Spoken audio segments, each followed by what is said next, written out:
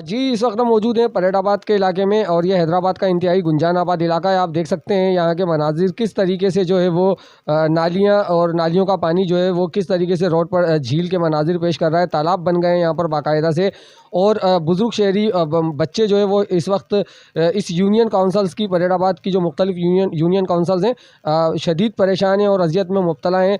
यहाँ का जो मुतालबा है शहरियों का, परेडाबाद के रिहायशियों का कि डीजी वासा हैदराबाद, एमडी वासा हैदराबाद, एक्सीएन वासा पुलेली परेडाबाद सब डिवीज़न जो है वो नोटिस लें और इस अजियत से जो है वो परेडाबाद के शहरियों को निजात दिलवाएं।